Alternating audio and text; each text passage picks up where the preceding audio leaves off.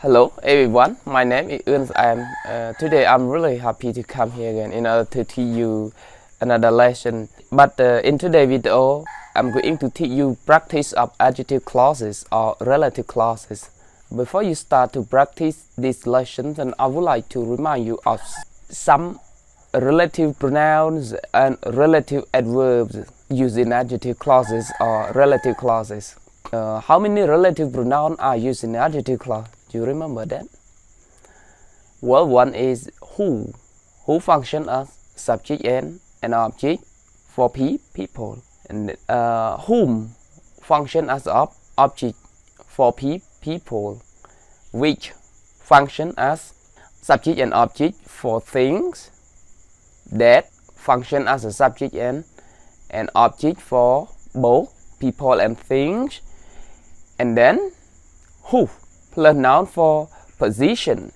Okay, how about relative adverbs? So how many relative adverbs are used in adjective clauses?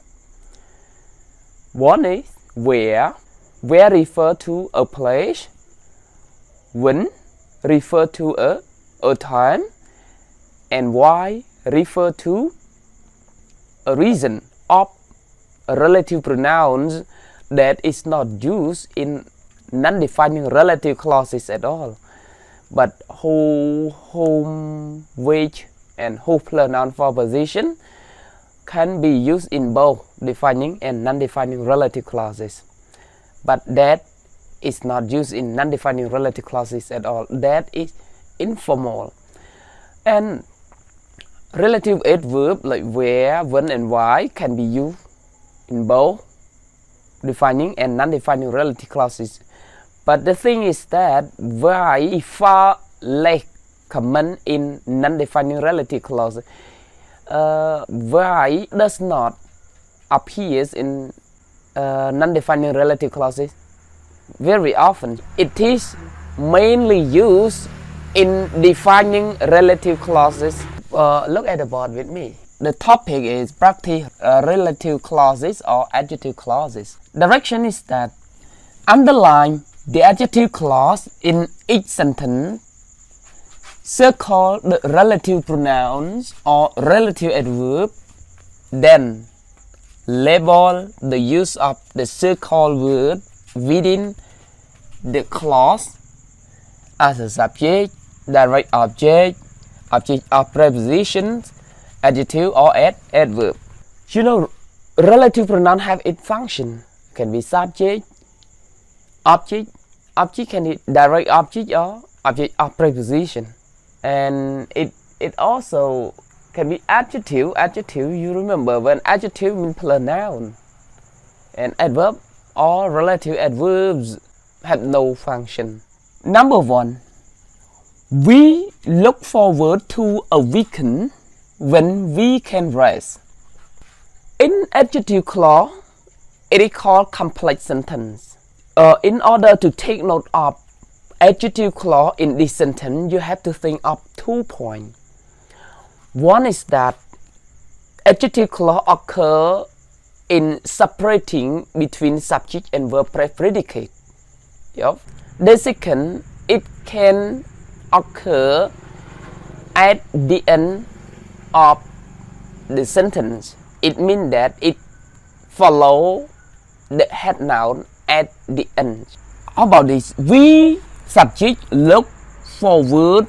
Look here is a verb, so we have subject verbs already, and then look at relative pronoun or relative adverbs.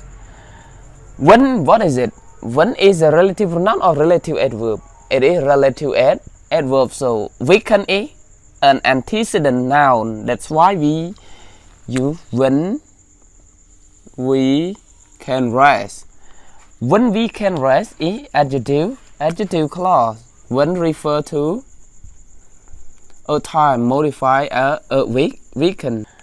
After underlining the adjective clause, you have to circle relative pronoun or relative adverb. Then what is it? When. The question is, what event? When is relative pronoun or the relative adverb? It has no function like this. It is adverb. Yeah. Number 2. A sales representative whose approach is too insistent may anger potential customers. I already told you about two positions of adjective. One occur in the middle of the sentence. It means that it's separate from subject and verb predicate. And the second, it comes at the end of each sentence. Okay, but make sure that it follow the head noun. Where is relative pronoun who? But you know that who plus noun. So from who. How about verb? We have is and may and anger. So is verb of who approach. May anger is verb of sales representative. That's why we can underline adjective clause who approach is to insistent. The adjective clause modify sales representative, and then we circle which one is who. Who, what is it? It is a relative pronoun, but the relative pronoun a bit strange because it plus noun. What part of speak plus noun? It is adjective.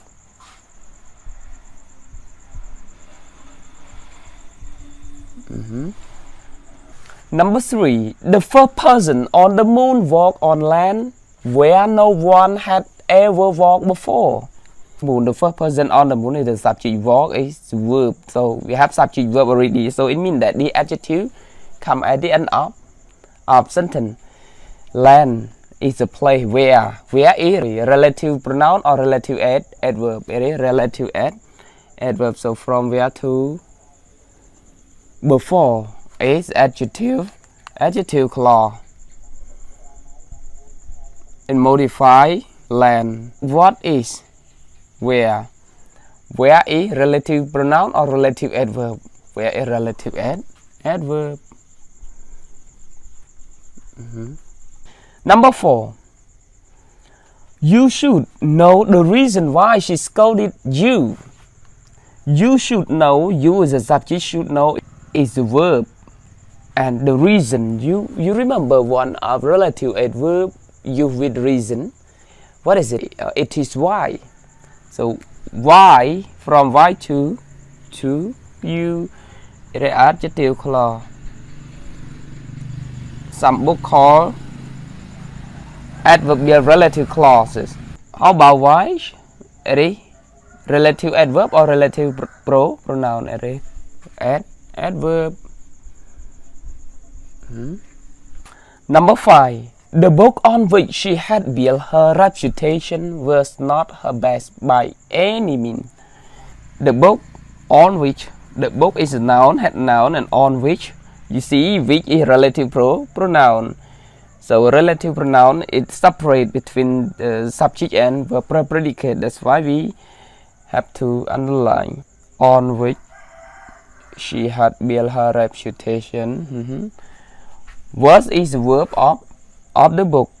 It is adjective clause modify the book. Where is relative pronoun? Relative pronoun is which. When relative pronoun is which and in front of which is on is preposition. That's why we can say we can write object of preposition. Object of preposition. Yeah. Number 6. My car which has a dented fender will be repaired today. It's very easy to take note of adjective clause here because it is non-defining relative clause and it's separate between subject and verb predicate. Then it's easier for us to underline which to fender. It is adjective clause.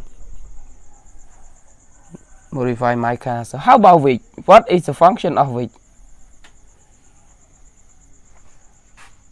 After which is the verb. That's why we here function as a subject. Yeah. And the last example here, number 7. The calf that I bought converts into a comfortable bed. The calf Yes, it's a head noun. After head noun, we see a relative pronoun that. So it separates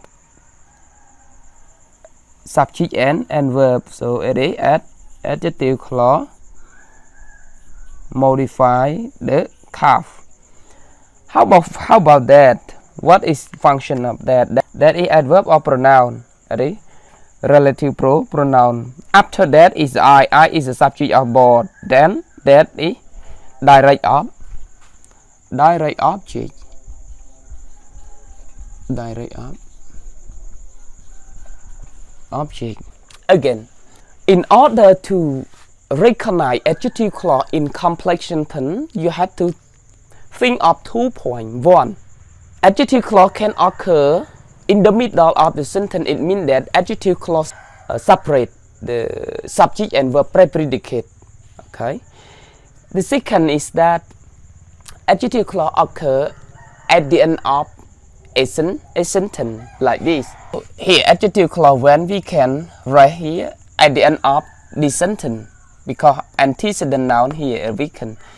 How about this? From who to insistent here adjective clause is separate subject and verb predicate. The third one, it has subject verb already. That's why adjective clause occur at the end of the sentence. Number 4, after the word reason we use why here at the end of the sentence. Number 5, the book is a noun as a subject, verb predicate versus noun. So it's separate between the subject and verb predicate. Number 6 also separate the subject and verb predicate, and number 7 separate subject and verb predicate. So it's easy to recognize adjective clause when you know like this. When you know the position of adjective clause, you only look for relative pronoun or relative adverb and then you can underline it. Everything is easier. Okay. Does it make sense, everyone? After my explanation on this practice, if you have any question about that, please write your question. I try my best to answer all of your questions. Well, this comes to the end of my teachings. Thank you very much for watching my video. But don't forget to watch it every day because one video come out a day. When you miss one video, sometimes you find it difficult to understand all the grammar item because everything is taught in order. Okay, see you later. Bye bye.